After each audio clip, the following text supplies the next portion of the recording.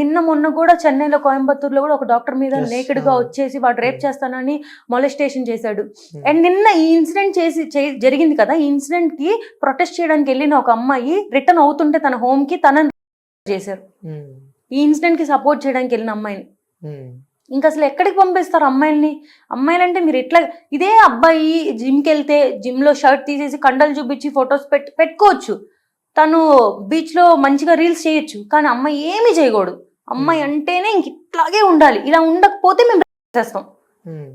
అలా మీరు ఇలా ఉన్నారు కాబట్టి మేము చేస్తాం అంటే ఇప్పుడు మాకు నచ్చినట్టు మేము ఉంటే మీరు చేసేస్తాం. అంటే అబ్బాయిలని రెచ్చగొట్టేదే అమ్మాయిలు అని అంటున్నారు. అంటే వాళ్ళు కరెక్ట్ రెడీ అయ్యి కరెక్ట్ ఉంటే ఎందుకు చేశారు, ఫీలింగ్స్ ఎందుకు వస్తాయి అని చెప్పి కూడా కొంతమంది అంటూ ఉన్నారు. మీకు తెలుసా అబ్బాయిల కన్నా అమ్మాయిలకి ఎక్కువ ఫీలింగ్స్ ఉంటాయి. యాజ్ ఆఫ్ సైంటిఫిక్ రీసెర్చ్ అబ్బాయిలకి ఒక 20% ఫీలింగ్స్ ఉంటాయి, అమ్మాయిలకి 50% ఫీలింగ్స్ ఉంటాయి. వాళ్ళు ఎవరు ఇట్లా చేయట్లేదు కదా.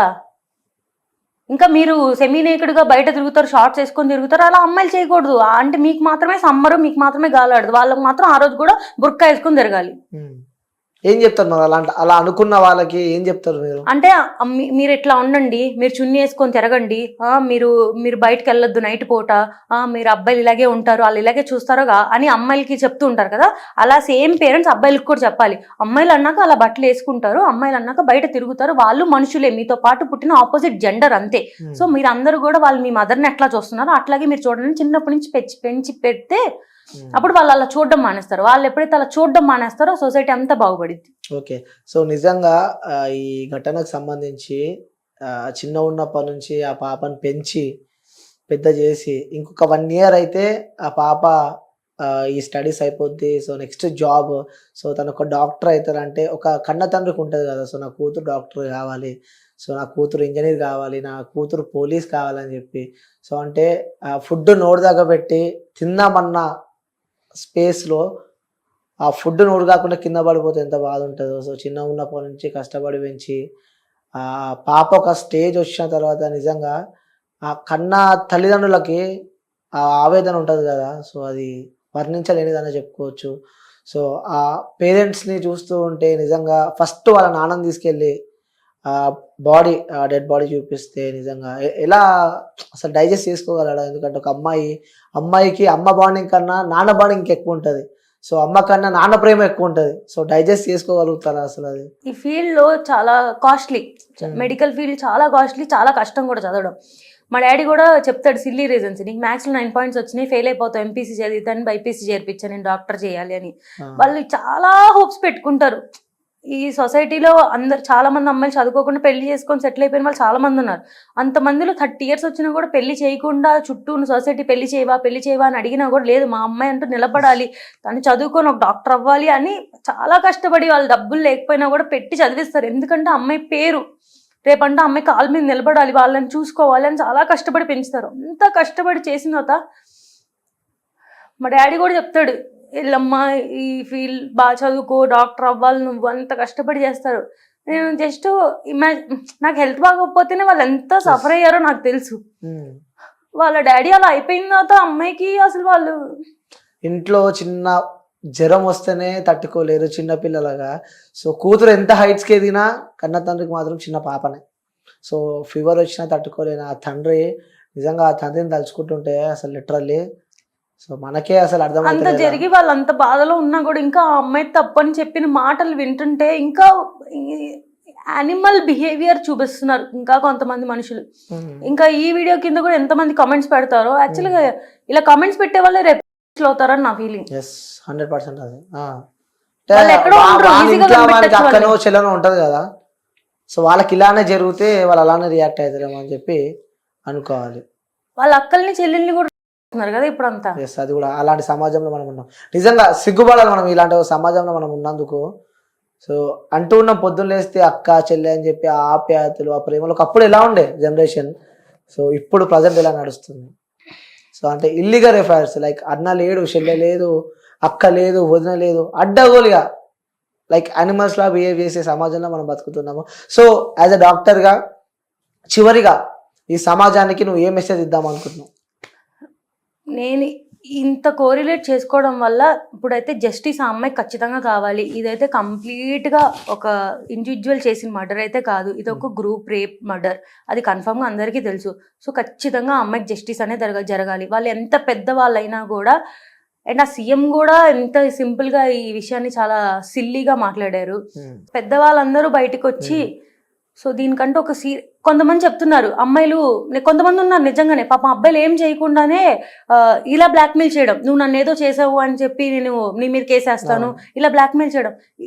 అలాంటి వాటికి మనం ఏం చేయాలో నాకు అంత రూల్స్ నాకు తెలియదు. బట్ ఇది క్లియర్గా అమ్మాయి రేప్ అండ్ మర్డర్ చేశాడు, నువ్వు ఏం కావాలంటే చేసుకో అని చెప్తున్న వాడిని కూడా ఇంకా పోలీస్ స్టేషన్లో పెట్టి నేను చేశానని చెప్తున్నాడు కదా, నేను చేశాను, నేను ఏం చేస్తారో చేసుకోండి అని ట్విట్టర్లో ట్వీట్స్ పెడుతున్నాడు. అలాంటి వాడిని ఇంకా బతికిచ్చి ఫుడ్ పెట్టి వాడిని కూర్చోబెట్టి మేపుతున్నారు కదా. సో ఇప్పుడు ఇంకా విక్టిమ్ ఉన్నాడు, వాడు ఇంకా తెలియలేదు, తనేం తప్పు చేయలేదు, చేసాడు లేదో తెలియదు, అలాంటి పక్కన పెట్టండి.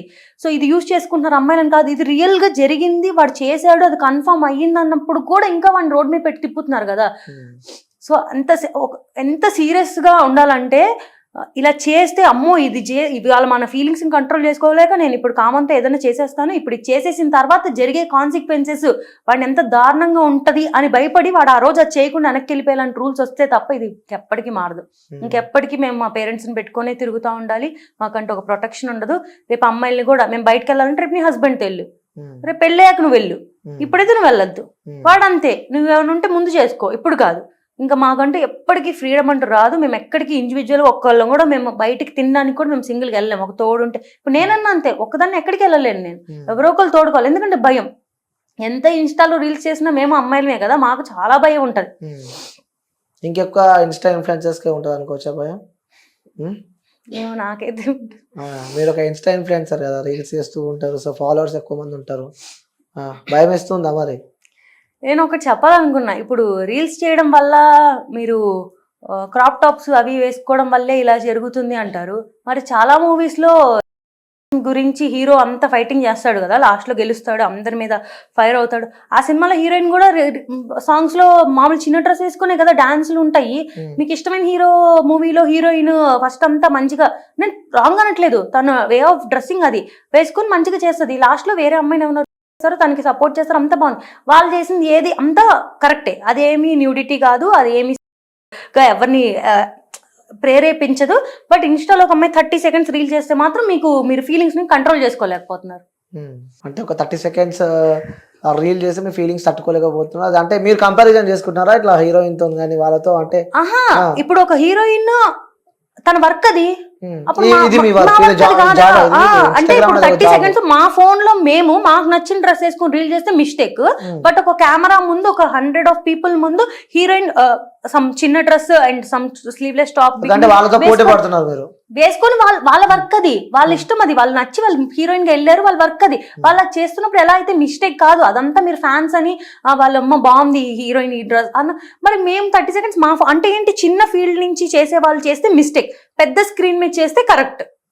ఓకే, సో మీరు చేసేది కూడా కరెక్టే అంటున్నారు? మేము చేసేది అయితే కంప్లీట్ కరెక్టే అండి, ఎలాంటి మిస్టేక్ లేదు. ఓకే, సో మొత్తానికి అయితే మీరు చేసే కరెక్టే అంటారు? మేము న్యూడ్ షోస్ చేయట్లేదు, పార్న్ ఎంకరేజ్ చేయట్లేదు, మేమేం చేయట్లేదు. అంటే ఇంకా అదే నేను లాస్ట్ ఇంటర్వ్యూలో కూడా చెప్పాను కదా, ఇంకా డాన్స్ వేస్తేనే తప్పు అంటే అది మీ చూపు తప్పు, మీ పేరెంట్స్ తప్పు, మీరు బతుకుతున్నారు తప్పు, మీరు చచ్చిపోతే బెస్ట్ అని నా ఫీలింగ్. అలా చెప్తారు వాళ్ళకి, ఎవరైనా అలా అనుకుంటే అలా చెప్తారు అంతే. అబ్బాయి అయితే ఎగిరి ఫ్లిప్ ఫ్లాప్స్ చేసేసి పైనుంచి కిందకి దూకేసి డాన్స్ చేసేయచ్చు. అమ్మాయి వాడికేం ఆర్గన్స్ ఉండవు కాబట్టి అవేం జంప్ అవ్వవు. అమ్మాయి మాత్రం సేమ్ ఫ్లిప్ ఫ్లాప్స్ చేస్తే మిస్టేక్ అయిపోద్దా? అమ్మాయికి ఇష్టం ఉండదా డాన్స్ చేయడం? చూసే కళ్ళు తప్ప అంటాం. చూసా ఆబ్వియస్ గా ఆ అమ్మాయిని కూడా ప్రతిదీ ఒక సెక్షువల్ ఆర్గన్ గానే చూస్తే అది ఎప్పటికీ మిస్టేకే. అమ్మాయి కూడా మనిషి, అమ్మాయి నార్మల్ మనిషి, ఆ దేవుడు ఇచ్చిన వరం, అది బాడీ షేప్ అనేది చూస్తే ఎవరికి అలా బుద్ధి పుట్టదు. ఓకే, సో నిజంగా ఆ అమ్మాయికి అయితే న్యాయం జరగాలని చెప్పి మీరు కోరుకుంటున్నారు? ఆ అమ్మాయికి జస్టిస్ జరగాలి అండ్ డాక్టర్స్ కి ప్రొటెక్షన్ గా యాక్ట్ రావాలి. ఖచ్చితంగా పెద్దవాళ్ళందరూ వచ్చి దీని గురించి మాట్లాడాలి. ఇన్ని రోజులుగా ఫైట్ చేస్తున్నారు డాక్టర్స్, ఐడిఏ వాళ్ళు, ఐఎంఏ వాళ్ళు, ఇంతమంది సపోర్ట్ చేసిన, ఎంతమంది కష్టపడుతున్నా కూడా ఇప్పటికే ఆ యాక్ట్ రాలేదు. ఎప్పటికి వచ్చిద్దో కూడా తెలియదు. ఇంత వైలెన్స్ జరుగుతుంది, ఇంతమంది డాక్టర్స్ కి హామ్ అవుతుంది అన్నప్పుడైనా ఇప్పటికైనా ఆ యాక్ట్ రావాలనే అందరు ఫైట్ చేస్తున్నారు. ఓకే, సో నిజంగా అది చాలా బాధాకరమైన విషయం. సో అది మనం అమ్మాయిని అయితే తీసుకురాలేము, కానీ ఇంకో అమ్మాయికి అలా జరగకుండా చూసుకున్న బాధ్యత ఈ సమాజం పైన ఉంది. ముఖ్యంగా గవర్నమెంట్ కూడా దీనికి సంబంధించి ఆలోచించి వీళ్ళకి డాక్టర్స్ కూడా తగిన న్యాయం చేస్తారు. ఆ ఫ్యామిలీ, ఆ కుటుంబాన్ని ఆదుకుంటారని చెప్పి మనస్ఫూర్తిగా కోరుకుంటున్నా.